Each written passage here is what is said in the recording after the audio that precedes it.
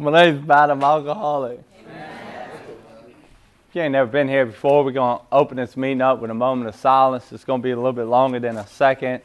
Sherry's going to take us out when she's ready. Everybody bow your heads.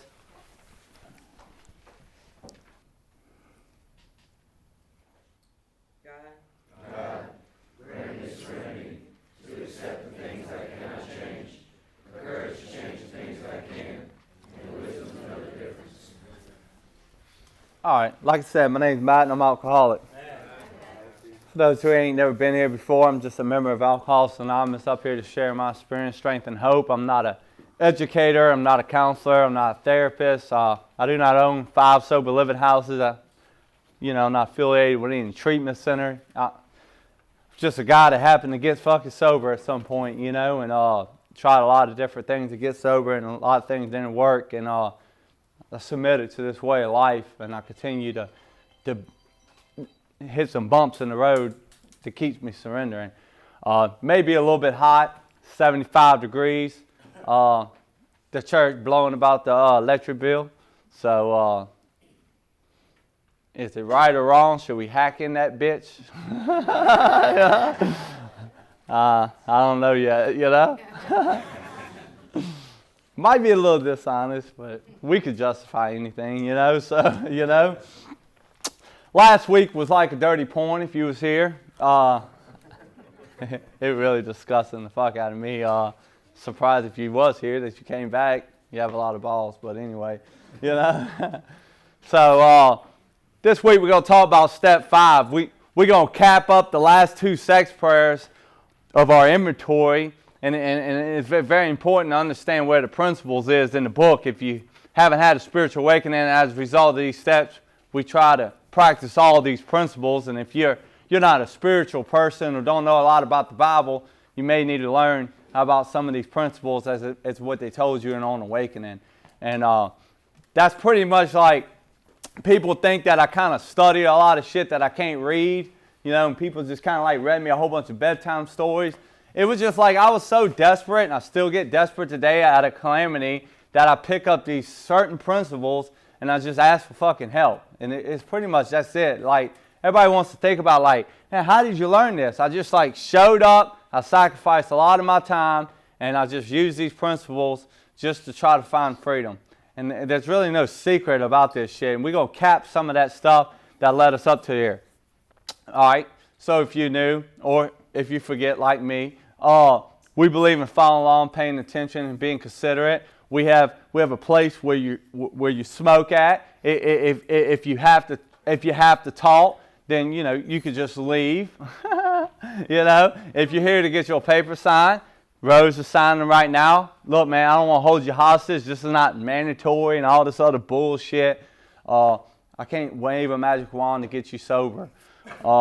We believe in sponsorship. If you've been coming up in here kind of scoping out some things and you're really not sure. One of the worst things that Alcoholics Anonymous has done is be like, go to AA and find a sponsor. But do we actually know what the hell we're looking for? And then half our meetings is based off of acceptance or whatever the hell they're about, if that's not a big book base. So we hear all these different things from different people. Half of them don't have big books and shit. So it's hard for us to find what we, The thing about sponsorship is you got to want what this guy has, period. It's not going to work. Sorry. And there's no way to make complete defeat without coming to believe in a person. So that's my personal opinion. I mean, yeah, you can learn that you have an allergy in the middle of a session, but that alone can't keep us sober. If you've been to Woodlake 85 times, or if you, like me, have been through the Hope Center twice, at 17 years old, I finally understood what exactly my problem was, but it don't mean that I stayed sober. I mean, hell, I thought once I learned that shit and did a 4th and 5th step, I thought I was good. And I continue to relapse over and over and continue to try to work the steps, continue to try to put out the fires. You know what I mean? You come out the spree, you got the fires set out everywhere. It's like the fucking forest is on fire. And the fires start to get put out, and I go right back to the spree, and light it up again. Oh, wow, this shit burning around me, and that was just a repeating cycle until I just didn't know no more, and I just came to believe in a guy, and I did whatever he was doing, and something happened. Pretty cool, So, is there any men who need a sponsor? Have you ever been here before? No. All right, just sit back. Just sit back, check it out. Okay, man. Just sit back and check it out. If you still need a sponsor after the meeting, talk to me after the meeting. Any women? Let the games begin. We're going to page 25.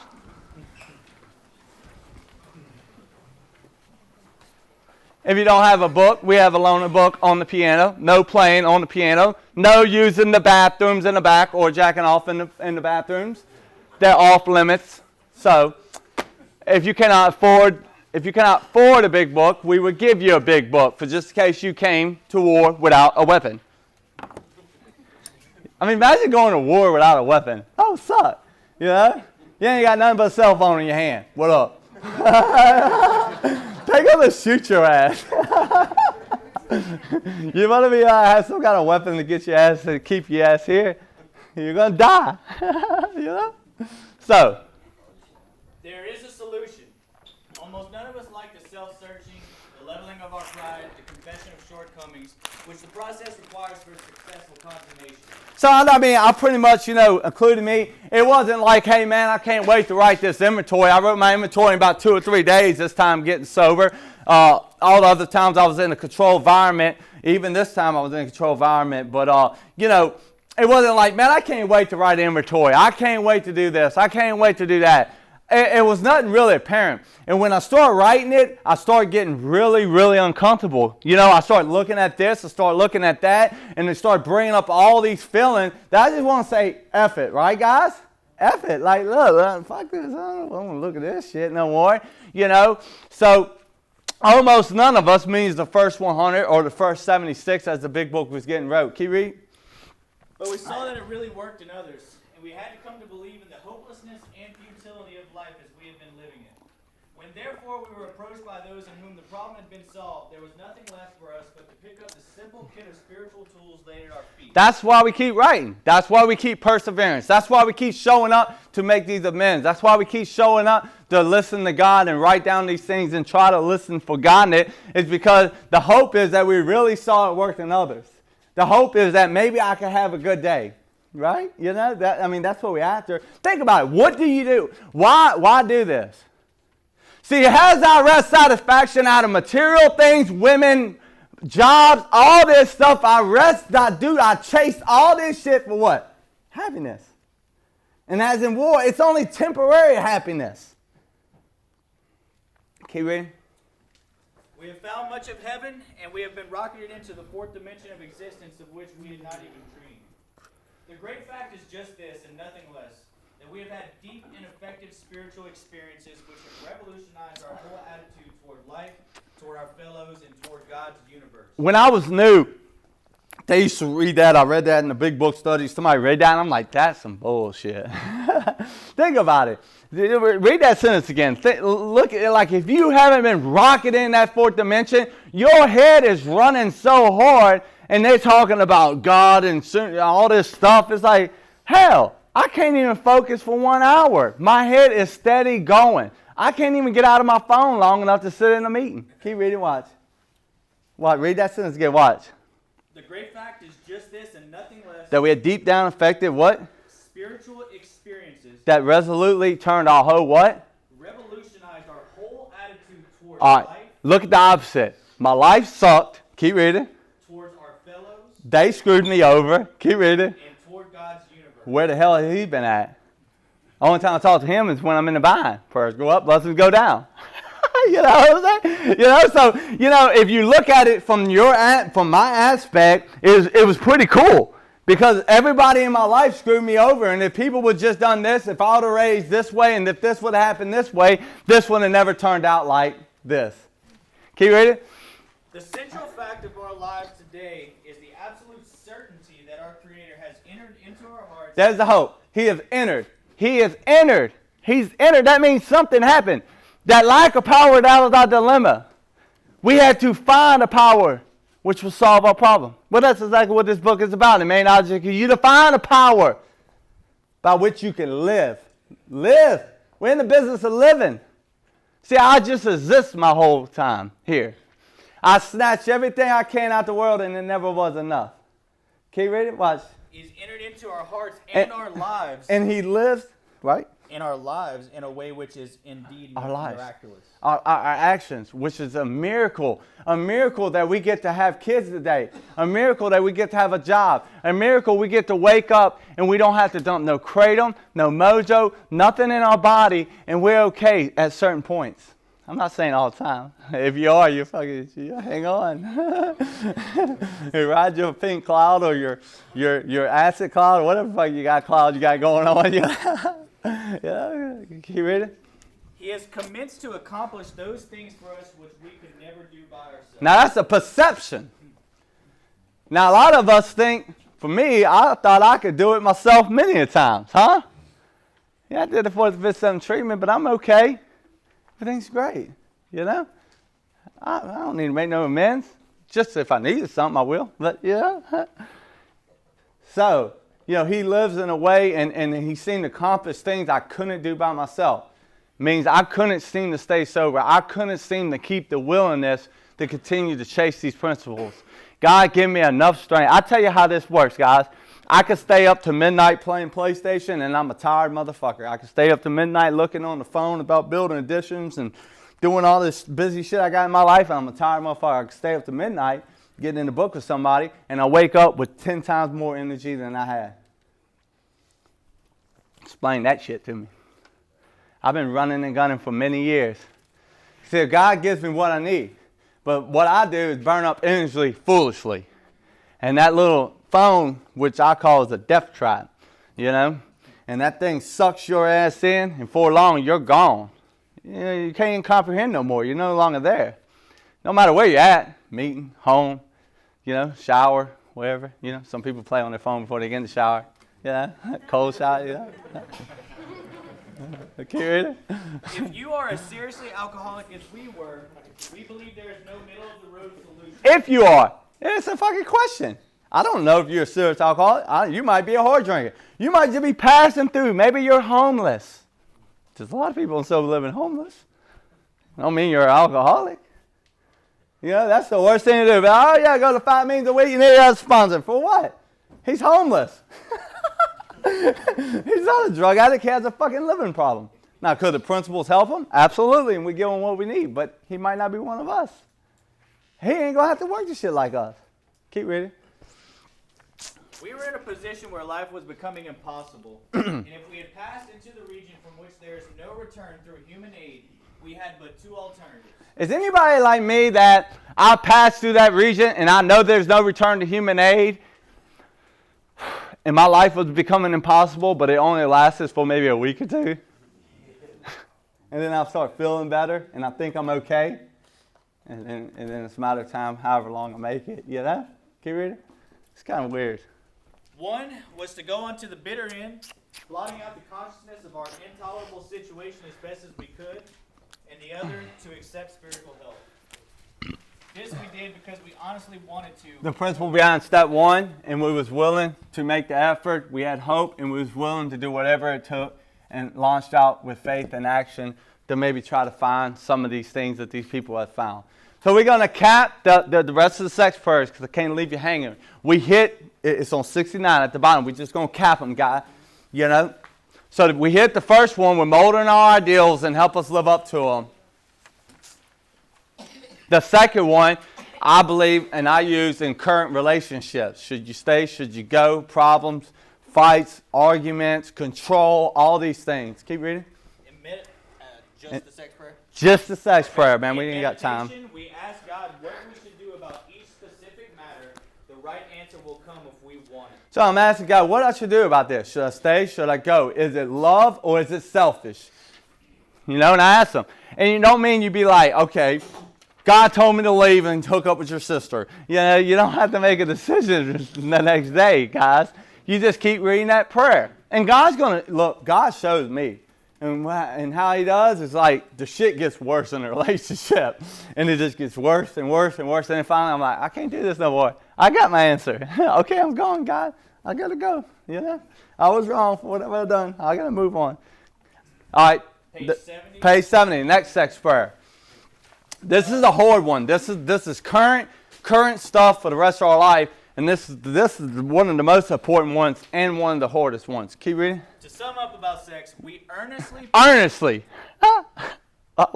I need some earnestly. Earnestly pray for what? The right ideal. What is the ideal? It's not an ideal you come up in your head. My ideals is fucked up. So ideal is a spiritual principle of something I'm aiming for. So I earnestly pray for the right spiritual principle of what I'm aiming for. Keep reading. For guidance in each questionable situation. Need help in these situations because I'm emotionally attached to it. Keep reading. For sanity. Sanity. What the fuck is sanity? We came to believe that power of granted us could restore us to sanity. What is sanity? Sanity is truth. That's what we're talking about tonight. We're going to be talking about truth. That's why we wrote an inventory to find out, is it right or is it wrong? Because we're not experts on truth. Think about it. If we could see truth, if we could see what the actual truth is, we wouldn't keep doing the same thing, expect different results. If we could see that every time I dump 1 in equals 2, bad shit happen, then I would just quit doing it. If I could see that every time I live and take from people, they end up locking me up with people who can't not follow the rules, then wouldn't it make good sense to not do it? But I don't have the power to stop it. It's justified with delusion and justification all in my mind. And I'm sure that other people are more to blame. See, that's how backwards and delusion I could get off my own devices. Keep reading. And for the strength to do the right thing. Keep reading. If sex is very troublesome, we throw ourselves to the harder into helping others. We think of their needs and work for them. And it's just going to quiet it down. Quiet it down. This takes us out of ourselves. And quiets that urge. Imperious urge, when to yield would mean heartache. It means don't go away. It means like as soon as that guy leaves, it might come back. Most likely will. But during them 3 hours, you may get that Sandy back. And you may go to bed. And you may not have to make amends to her later. That's the hope. You know? Like, what's your responsibility? You know? Like, I got to meet with this guy. I got to meet with this guy. I got to go to this meeting. Much as I want to go over here, much as I want to fuck my life up and make it complicated, can't. And maybe sometimes after that, I have what we call sanity, which is truth. I cannot find the truth on my own, guys. That's what we've been talking about, integrity, and talking about doing this fifth step, and we're going to talk about some of that stuff that's prepping us for that. I'm not even geared to see the truth on my own. Sometimes the truth comes by getting in the book with a guy. Sometimes the truth comes by getting on the phone with a guy. Sometimes the truth comes by sitting up here talking. Sometimes the truth comes by writing. There's all kind of different things that the truth comes up, but it's never about myself. Very seldom. And if it is, I need to check it with somebody else because I could believe bullshit real fast. And the next thing you know, I'm like, oh, I was just giving her a ride, or oh, I was just over here, or and boom, the bombs goes off. You know? Keep reading. If we have been thorough about our personal inventory, we have written down a lot. It means we have more than 3 resentments. It means we have slept with hopefully more than 3 people. That means we have harmed more than 1 person. And that we're not just afraid of snakes. I understand, guys. Yeah, I'm afraid of spiders, snakes, drowning, you know. Who wants to drown, you know? Yeah. Like, so, you know, and some people say, hey, that's petty. Nothing's not petty. Would we not want to say, yeah, this is petty. I got crowded in the bathroom at 8 years old or whatever the case is. But it's not petty. You know, when you write it down, if you've been sober a while and doing a lot of mini inventories, like, you know, some of my sponsees, including me, it looks petty once we write it down and be like, man, I'm mad at my boss for this. I'm mad at my wife for this. I'm mad at my kids because I can't do this or can't do that. And it seems petty in our mind because of our ego, but it's not petty at all. It's killing us. It's fucking serious. I'm justifying, I'm waking up every day thinking about how I could kick you out the fucking bed. Or how I'm going to just like fuck you over out of justifications. I don't even want to be with you no more. Sorry. That's how fast the resentment comes, the justification, then comes the lust, then comes the weak ideal to go back to self-will to manage the instincts. That's how fast that shit snowballs. You know, for me. I don't know about you, but for me, you know, been doing this a long time. And I find the less I talk to people and the less meetings I go to, the more well I am. The more meetings I go to, the more I write, the more I try to help people, the more sick I am. It's not that you're sick, it's just because you can't see. You can be just out there bobbing like everything great, got a boat, shit going down, yeah, everything great, yeah. And then you go to talk to one, you finally, man, my head running, and then like, oh my God, I am that fucked up. See, because you can't see it. You can't see it on your own. You can't feel it. You need people like you. You need people that think fucked up like you, and nothing else. That they can at least get you praying about how you can help them. And nothing else, they put you in such a crossfire where you want to do right just to give them some kind of hope.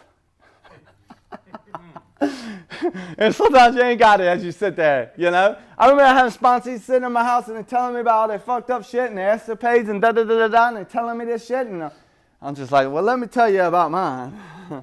And they're like, where's the hope at? And I'm like, hang on, it's coming.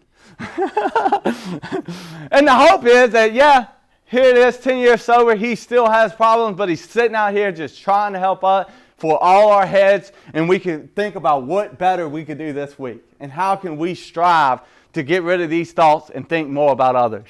To reduce the self-centeredness, to reduce the guilt, shame, remorse, reduce the driving instincts that in us. Keep reading. We have listed and analyzed our resentment. Listed and analyzed our resentment. Tevin would look up analyze. You got it wrote out in your book? No. I would quote it, but I might fuck it up. So it's pretty cool, okay? We think we kind of, some of y'all might be more smarter than me. Examined, evaluated, investigated, studied closely, psychoanalyzed, chemically evaluated. So you investigate. When we sit down to group inventories, as I always tell them, I say, all right, let's investigate the crime scene. Because that's what it is. The last 2 months have been a crime scene and people got shot, okay? And there's people fucked over around us, okay? And we use them people to try to wrest happy and satisfaction out of them. And we harmed them people. And not only that, the bad thing is we harmed them, but the truth is, it's their fault. And that's how delusional we are. So we analyze, investigate what's wrong with us. We're trying to figure out what's the truth about the stock and trade. Keep reading. We have begun to comprehend their futility and their fatality. How they shut us off of the sunlight spirit that when we wake up, we're automatically disturbed. Keep reading. We have commenced to see their terrible destructiveness. How they could block us off from the sunlight spirit and the sanity of alcohol returns. And what else to drink is to die. Keep reading. We have begun to learn tolerance, patience, and goodwill toward all men. That's on 67, the resentment prayer. We ask God to help us show them the same tolerance, pity, patience that we chill for a granted sick friend. Keep reading. Even our enemies. For we look at them as what? Sick people. Keep reading. We have listed the people we have hurt by our conduct, and we are willing to straighten out the past if we can. In this book, you read again and again that faith did for us what we could not do for ourselves. The faith that maybe that this guy in this unity of this body of what he's selling, maybe it could work for me. See, when I got sober, I went to treatment. They told me I had a twofold problem. And then later on, I realized I had a threefold problem. And physically, allergy means every time I dump it in, I physically have to have that chemical for me to think I'm normal. Whether it's Mojo, whether it's Seroquel, whether it's fucking Dayquil. For me, it don't matter. I can feel better after taking Dayquil, and I'm still eating that shit. You know? Anything, any minor chemical for me fucks me up. I depend on it.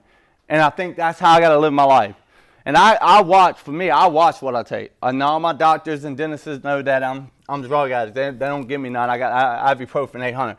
So, after 90 days, 6 months, I believe a mental thing. I have a mental illness that makes me believe a lie, that thinking I'm just going to take a few Percocets, that think I'm just going to do Kratom and I'm going to dump piss on these bitches. You know, and I believe a lie. Back to the homeless deal. You know, I believe a lie, you know, and I dump it in, might do good for 3 or 4 months, think AA's full of shit, but the day comes, if you're like me, that I'm just going to get some H, or might start off on lower tabs. and then I think I'm controlling it, then I'm going to the 8. You know, I'm a little different, guys. Look, I might just start off snorting powder. I might just take a few Adderalls, and I'm ADHD, and next thing you know, I'm doing meth and patting people down in the bathroom. You know, so I mean, you know, whatever your deal is, it's pretty. If you're like me, it's pretty much the same cycle. Then I come up for air. I don't like the way I feel. I start losing shit. I'm getting kicked out of the sober living house, and I'm like, fuck it, I need to get sober again. I run my ass in detox. As soon as I get out, I stay sober 2 days. I'm right back to the same fucking thing again. You know, and this is repeated over and over. So, bodily, mentally, spiritually. Here's the spiritual thing. I run off this willpower shit, and I start getting restless, irritable, discontent, but I can't even see. I think everything's great. But in my soul, I'm restless, irritable, discontent, which just forms out of my resentment, fear, and self-reliance. I'm fear that I ain't going to pay my rent. I fear that this girl's going to leave me. I'm fear of this. I fear of that. Guilt, shame, remorse. The bad thing is, I'm the only dopehead that would use a whole bunch of dope and come up for air, and after screwing everybody over, mom can't sleep at night, kids, I took them through the hood smoking crack, and I'm like, man, I'm pretty good. You know, I can't even see how I tragically harmed all these fucking people. You know? And if I did, I beat myself up about it, and I just believe a lie that made me dump it back in my body again. So, when I get sober, I come to believe that a power greater than me could restore me. Restore means you take an old ugly ass chair and it's all broken, like this table. This table's all, if it's all ragged out, we're going to bring it to a person who knows how to restore a table. We're not going to bring it to a goddamn plumber. You know, the plumber has no experience of how to restore a table. So we're going to bring it to the people who create tables and restore a table. And that's what I'm going to do with me. I'm going to bring it to a drunk who's in the business to restore me back to my original creator, which is God. You know, God is the one who designed me, and I'm all screwed up out of self-will. And the only person that I would come to believe in is another person who was screwed up like me. If not, I think you're full of shit. You say, hey, just surrender that shit. God damn it, that shit don't work. Just surrender. Pray. We'll leave it alone. Yeah. But you take 18 selfies in the goddamn church. Get the fuck out of here. Move around, nigga. Because I picked you all apart before I even got there. That's what makes us so special. Because we pick people apart before they even open up their mouth. We sit in a meeting, we pick them apart. We pick them apart how they dress, what they wear, how they act. Hey, you got a meeting, you play on your phone. You know what they're doing? They're picking you apart. Somebody's real desperate. You can be like, hey, bro, would you sponsor me? No, he's lost in the goddamn phone. He don't even know you're here. Think about it. They're taking selfies the whole time. You know? Because we pick people apart. But the bad thing is, some people come to AA and they think that's normal. See, I've been to AA for 20 years, guys. Yeah, think. Before they had sober living. I've been AA for 20 years. I've been sober for 10. I was in and out for 10 years. From 14, I'm like 35 right now. So you think about that. I've been in and out and seen this, seen that, seen this, watched sober living come about, all this bullshit, and I watched everything happen. So you take the word integrity. Are you done reading that chapter? Finish reading it. We hope you're now convinced that God can remove that God, blocks you off. On 62, they talked about no human power could get rid of it, nor could we reduce our self-centered trying on our power. God's going to make this possible. So how is God going to make this possible? Because how much we wanted to change and we couldn't. Huh? I mean, goddamn, I did 3.5 years in the penitentiary. I've been to 3 halfway houses. I've been to treatment 3 times. I've been married. I had stepkids. I had a lot of shit in my life. I had a boss that wanted to give me a business, and I couldn't stop selling dope long enough and running strippers back and forth to strip clubs. You know? So, you know, that God makes this possible. I couldn't make this possible. I couldn't even want to change for them people, even if I wanted to. And every time I fell off in them good sober living houses at the Hope Center and all these places, I lived there for 6 or 7 months. I wanted to do this shit until you told me to do it. I can't stand to be told what to do. You know what I mean? My mom would be like, you need to get rid of that girl. I'm going to marry that girl. You can't do that to me. Keep reading. If you have already made a decision And and some the gross. inventory of your grosser handicaps, you have made a good beginning. That being so you have swallowed and digested Some big chunks of truth about yourself. truth. There it is again. Truth. That's what the whole game, the whole deal is, to find truth. And there's two different types of people. Like me and Tevin, I'll speak on that behalf. We love truth. We laugh at truth. You can hit us hard in our chest. I was disgusting last week, very disgusting. But it was all for a purpose. My sponsor hits me in the fucking chest for shit that I don't want to hear. I laugh at it. Now, there's a way to say things, and God's going to give you that. Like I can't tell Tevin what I'm going to tell Ken. I can't tell Tevin what I'm going to tell Old School. Old School would fucking probably like shoot itself, you know? But God's going to give you what you need. But the object is you're always striving to be what? Better. Humility. Step 7, 12 and 12. Alcohol has no humility, can't stay sober at all. You're no longer seeking. It's all about seek and destroy. You seek to find out the things within yourself, and you try to destroy. A price has to be paid. It means the destruction of self-centeredness. I must turn all things over to the Father of life who presents over us all. That's what he's talking about. And how did they do that? By getting in the book with a drunk. That's the most unselfish shit you could do. With no strings attached, you know? Nobody looking, who cares? No timer set. Motherfucker show up at your house, talking about, I got a house meeting in an hour. What the fuck you doing here? I don't have no limitations on God. Fuck, an hour, we might not even open the book yet. Especially if you ain't called me in a week, because that means we got to talk about all your fucked up shit all week. And then we can get to the shit, you know? But if you call all week, you know what we could do? We could open the goddamn book and we could read. So, the thing is, what I do is I open the book, we read what we want to read, and then that's it. There's no limitations on it. You know, that's my personal opinion, you know? Because at some point, you got to get lost with this guy. Does that make sense, guys? You got to get lost with this guy. Like no phone, nothing. You're lost. You got to get lost with God. Me and this guy, lost. We're in the book. No matter what time it is. Well, I got to get up at 5. Fuck it. But right now, we're okay, right? Right now, we're not worried about all this other shit. That's the hope. There's the happiness. We found it once again. All right, so pick up reading. Page 72. Having made our personal inventory, what shall we do about it?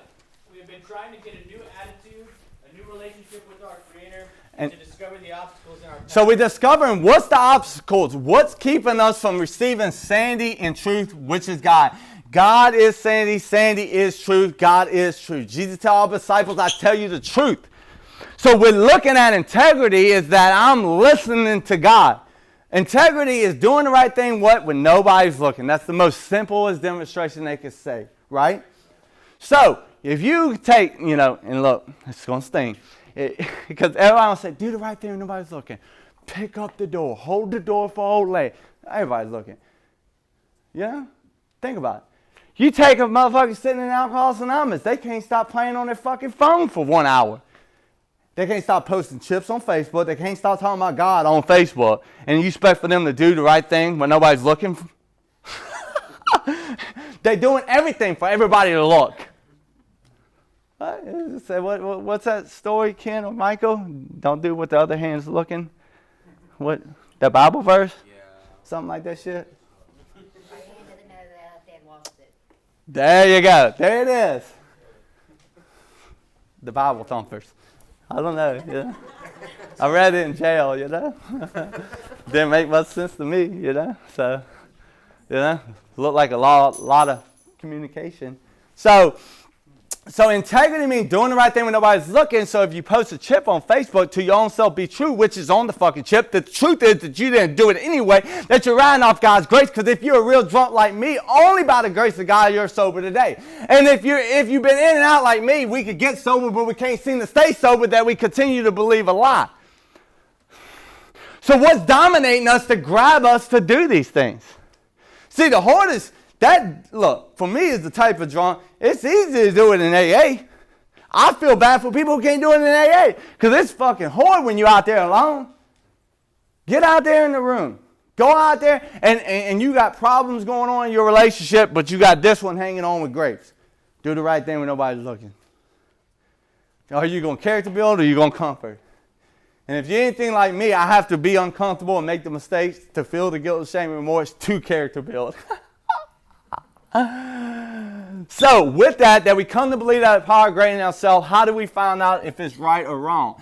As we talk to these things and as we hear other people's experience, we can start to listen more of God as we start to get these things out of our brain. As we write these things and clear our brain, we can start to listen and we can see if it's God. Is it right or is it wrong? So this is very important with dealing with recovery in unity and also doing some service work to get out of ourselves, to reduce these things where we can start listening to God. Think about it.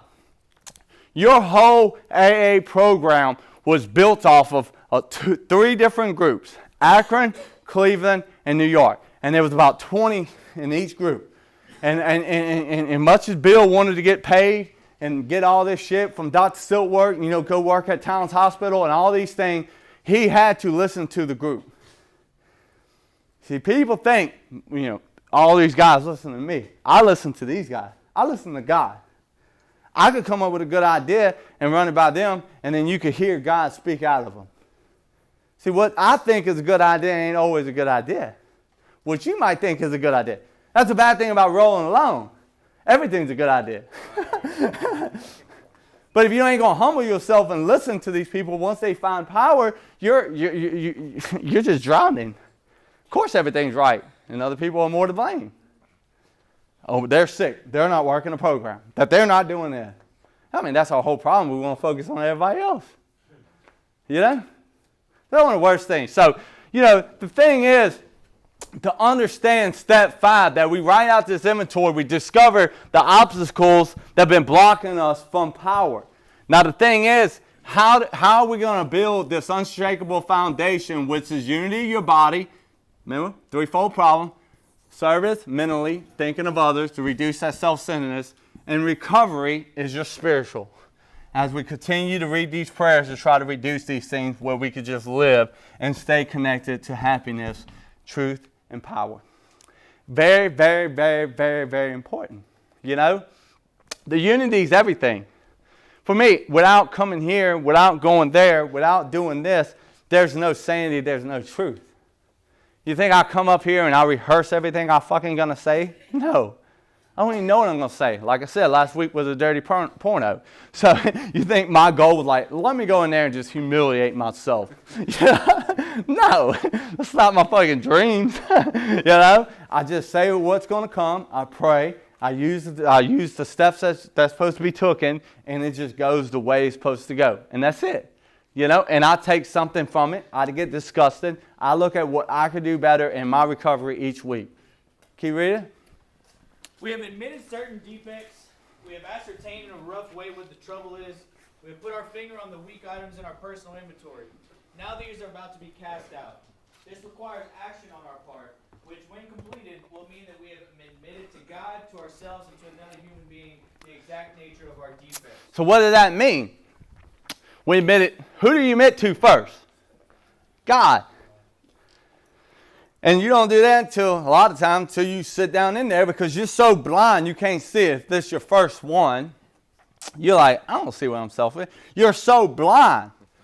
But without you admitting it to God and without that step 3 decision, you would never see it. See, people think when you get to step 10, right, if you do a 5th step, you hear that little voice, Kevin, your sponsor, whoever done your 5th step, hey, I'm selfish, I ought to be patient. You hear that voice. That's God. It's not your sponsor.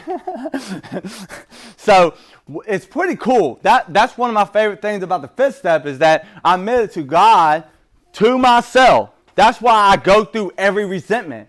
I don't care you got 22 pages. I'm not going to be like, oh, you see the pattern after 5. Come on, let's go to sex. How you going to shortchange that man like that? They're going to talk about a self-appraisal is insufficient. And then you just miss the grind of it. That maybe in the middle, maybe at the end, maybe at 3/4, you might pull that fucking behavior trait right out of them. And then you know what to watch for. The gym, the women, all this shit that's about to dominate this man. You're going to know whether he's an ego motherfucker and not send him outside to just throw fucking gasoline on him and let him drown more. Because his ego's so high. He don't need no fuel. He needs to stay on the back lines. He needs to sit on the side. He needs to stay after the meetings. And that's a choice that you got to make once you do this fifth step. 2, communicate with the group. Get them to pray about it. Might be losing people here, huh? It's not like, oh, this is my decision. This is what I think. This is what I think, Tevin. This is what I think, Ken. This is what I think. What y'all think? Bounce it around. What y'all come up with? Y'all pray about it. So we make sure that that's what we think God wants us to do. I don't know. That's the whole mission. Like, imagine if you could see your whole life. All the way to the point you're going to die in a fucking car wreck. Imagine if you could see your relapse coming. You know how hard you would try to stop that shit? Can't see, man. That's the venture we get to take with God and other people. It's just way more funner with other people, guys. You and God just kind of boring, you know? You feel alone, especially when you make so many mistakes and the thoughts are just still in your head. You just feel like you're on the fucking Titanic and everybody froze and dead around you, and you're just sitting there, bobbing. And you're like, is there anybody else alive out here? You know what I mean? It sucks. You know, you're beating yourself up. Your hair's fucking running. You can't turn the engine off.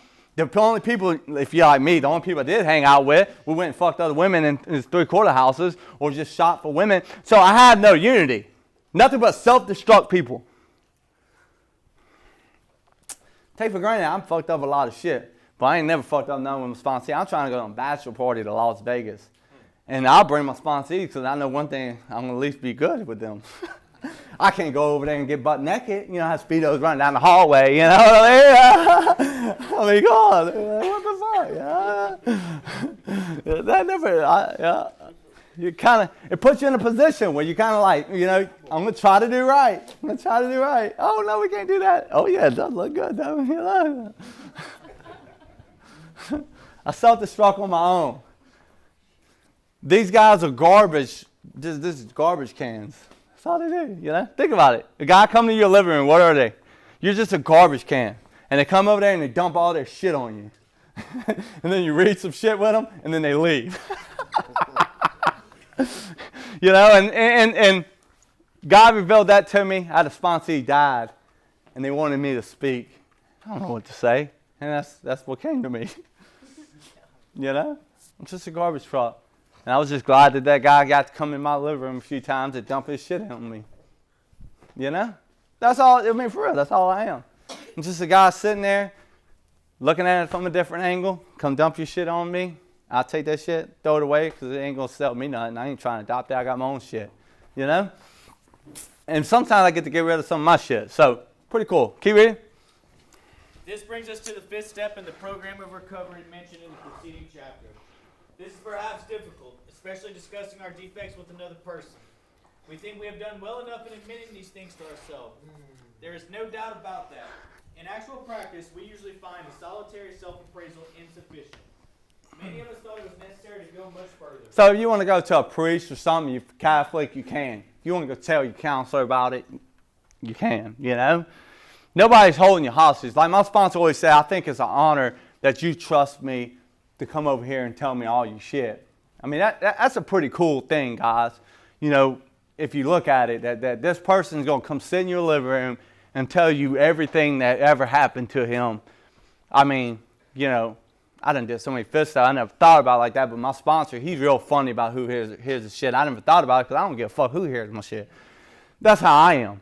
But it's pretty cool, you know, when you don't trust a lot of people, and I mean, this person trusts you enough, and I've done a lot of guys' sex inventories and stuff like that, and it's pretty cool because them guys trust you to tell every dark secret, anything that they went on, just to try to find more things about themselves to maybe become a better person. And it's just such an awesome experience, man. Keep reading. We will be more reconciled to discussing ourselves with another person when we see good reasons why we should do so. The best reason first. If we skip this vital step, we may not overcome drinking. Time after time, newcomers have tried to keep to themselves certain facts about their lives. Trying to avoid this humbling experience, they have turned to easier methods. Almost invariably, they got drunk. Who you like tell them half the stuff? You know, it's like me going in and I don't have this fucking aggravating shit. I got this fucking YouTube shit going on. It's fucking about to drive me nuts. I hate it. But the hope is that people in Texas is like, God, they could come to the meeting, hear the meeting and shit, but stupid. I'm trying to figure out if that was God's will, you know? Might be selfish. Ugh, it's disgusting. I can't wait to be done with this. But anyway, back to the point. So, if you keep out certain facts of your life, look at it. You're 12 years old. This is when we start this for me. I started using at 12. I got sober at 23. So, this is how much of the truth I'm going to get to. We're going to leave out being molested by guys and girls. We're going to leave out my mom getting beaten when I was a kid. We're going to leave out all these things that happened to my mom and all this other stuff and what happened to my sister. And we're going to leave all that shit out. So this is how much truth am I going to get. And that's how much I'm going to understand myself. You know? And look, guys, look, you don't have to remember every exact thing. Look, later on you might be, oh, I didn't even have that on there. And you're sitting down in a book with a dude and you realize that, and that's fine. You ask God to reveal to you whatever you need to put down, you start writing. You start writing. There's no like secret shit. Like I always tell God, look, bro, I don't care. You know, I understand this shit affect you. It's very serious. I'm trying to disregard that person and that name and that cause. I'm trying to look at the roots. I'm trying to look at the roots, trying to look at the behavior traits. I'm trying to look at, you know, admit it to God, to ourselves, another person, the exact nature of our wrongs. Nature. What the fuck is nature? Your instincts, which cause your wrongs of the selfishness and dishonesty. Where your instincts oversist themselves and power demands you. Sucks. Keep reading. Having persevered with the rest of the program, they wondered why they failed. We think the reason is that they never completed their house cleaning. All right, but I completed mine. I was honest on my very first fifth step at 17 years old at the Hope Center. Keep reading, watch this. They took inventory, all right. I took inventory. I seen why I was selfish. You know, the bad thing is, once you see that you're selfish and dishonesty, you get so fucking high that the resentment goes away. Because you're not looking at the other person no more. But you know what stays at step 10? Your selfishness, your dishonesty, all that shit's going to come back. And then, check it out, your self-esteem. Think about it. This is the grinder that we deal with. We take you, clean your ass up, and do this little fucking fist step. You know, we're going to point out somebody that did your fist step. If you're anything like my sponsor, you're just going to put some bullshit on there because you don't really know who the fuck's coming up here. Then the bad thing is, did he actually do 1, 2, and 3? Does he actually understand what it means to be an alcoholic? And that's up to him and God. But anyway, so we clean his ass up. He does a little hour of power. He touched down in the goddamn compound. We give him 15 hours outpatient where we could fucking rob the insurance company and make money. And then meanwhile, I tell you to go to fucking AA. But look, watch this. He comes up. He jumps out of there. He's right here on 8, 9, and 10. His will comes back, which is his instincts. And you know what he's going to go back to? If he's like me, how the fuck can I make myself feel good?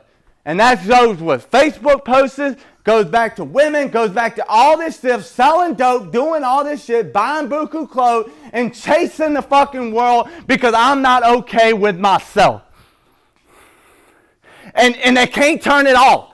The head's going. There's no shut off valve. There's no like, okay, I'm going to leave this alone today. It's on. And I'm just so grateful that I spent 3 weeks in treatment, did my 5 steps on the street, and my sponsor took me through the steps 2 weeks and got me involved in service work. But where I had some kind of happiness of showing up, picking up chairs, and sponsoring people. Where I had some kind of purpose of this self-esteem fulfilled. One of the worst places at 3 years of sobriety when I was sleeping with all them women and getting Facebook about 1.5 years is this is the worst part. This is how you know when people's not okay.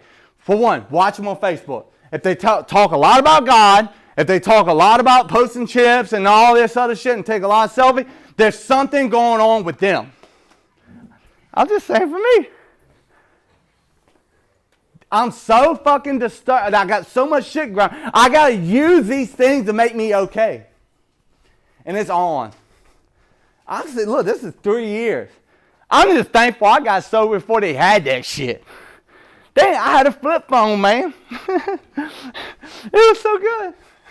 I just had a flip phone. All I had to do was show up and follow you. There was no way. Then my sponsor had me going to all men meetings. Besides one big meeting was like this with some women. That was it. It was the best thing ever. I was taking Prozac, reduced my sex drive. I mean, I was okay.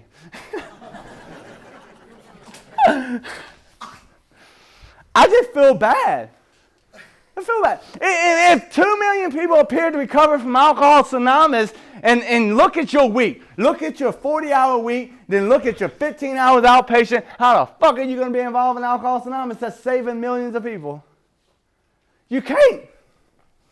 And if you did, if you're like me, I stayed sober 2 or 3 years before. Going to few meetings, taking my time working the steps. I didn't really need to sponsor nobody. I raised my hand. Got a home group. It wasn't that important. I didn't have no fire, no purpose.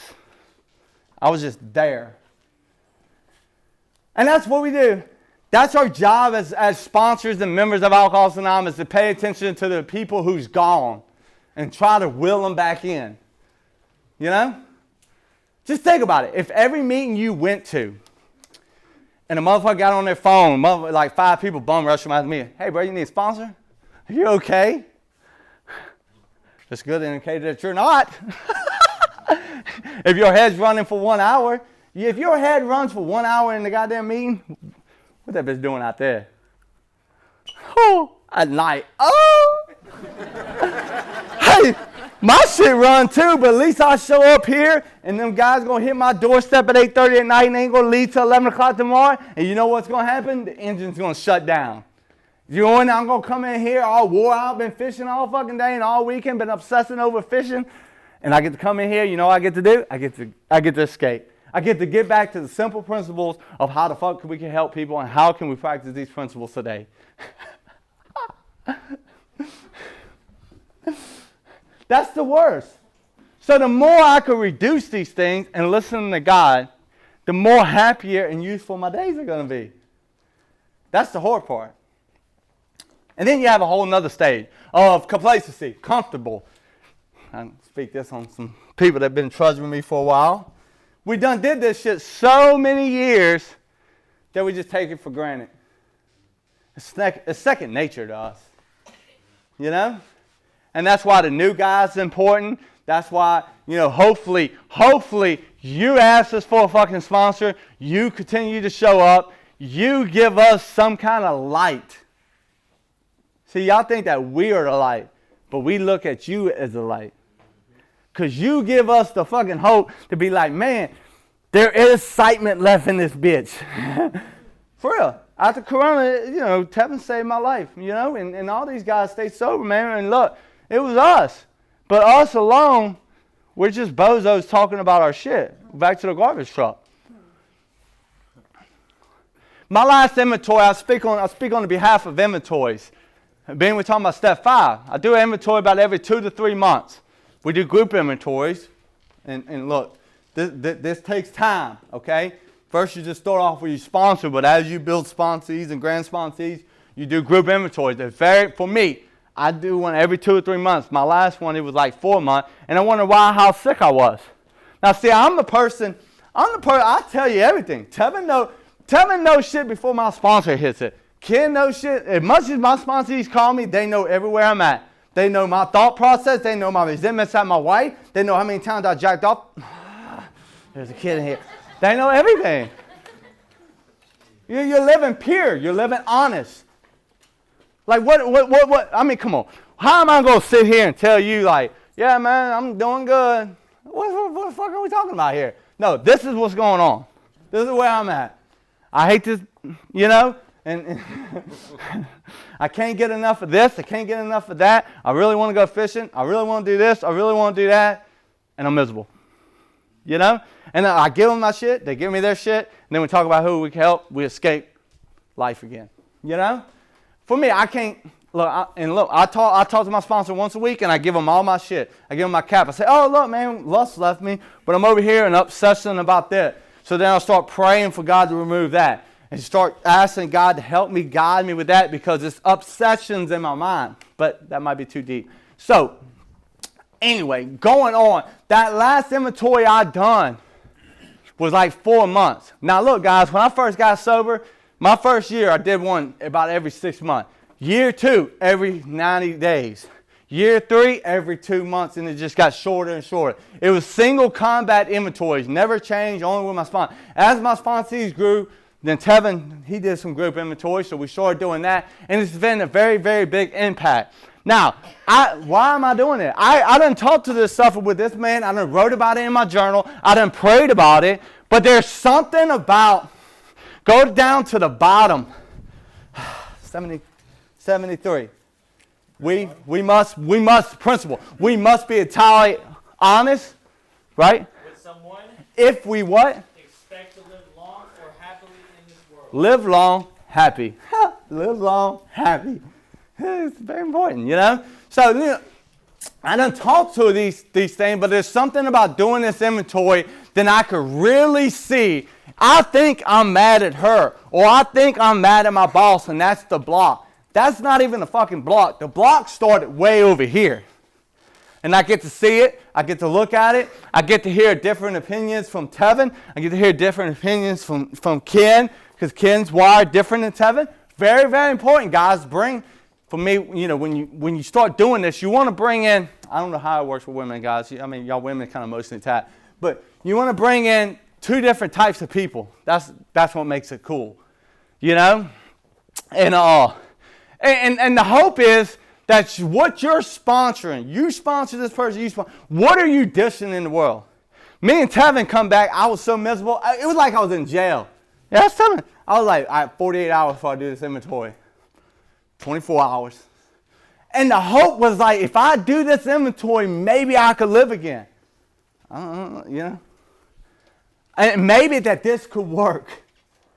Because right now, I'm sucked out here in this rip current of self-will, and I'm self-destruction myself. And I don't think I could ever find happiness again. It was scary. And it gets like that. You know, it gets like that. The hope.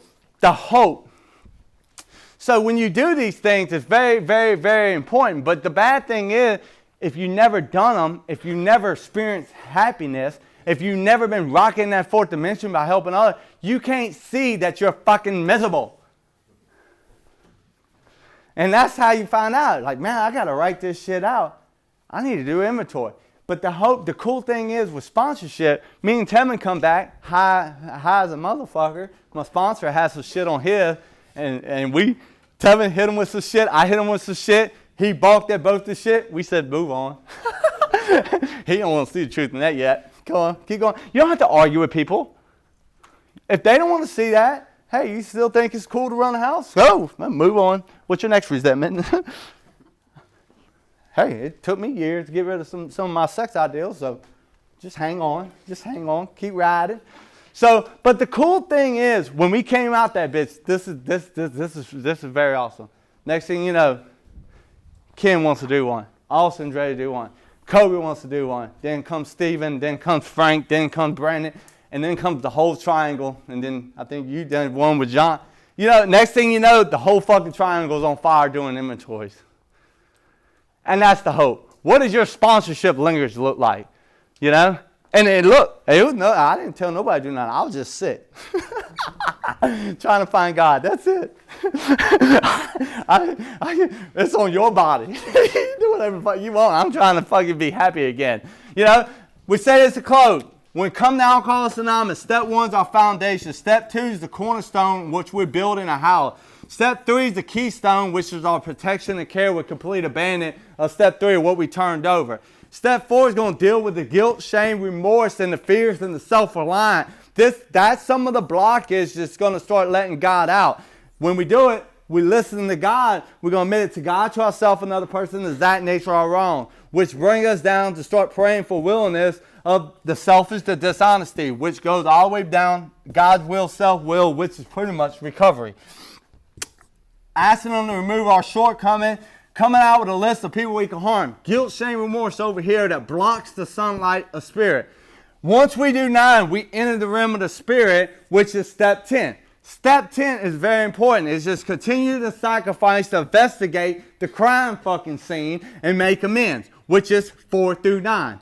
Brings us all the way down over here to start seeking through prayer and meditation to pray these prayers, to hopefully have some kind of happy day and start talking to people to live in purity and honest, and then continue to pray for willingness of the things we don't want to let go of or the things that we're obsessing over. Brings us over here, takes a lot of fucking humility to work with others and to be honest with ourselves, which we come to believe in this solution to have brother we love to survive from alcoholism. Let's close with the Lord's Prayer.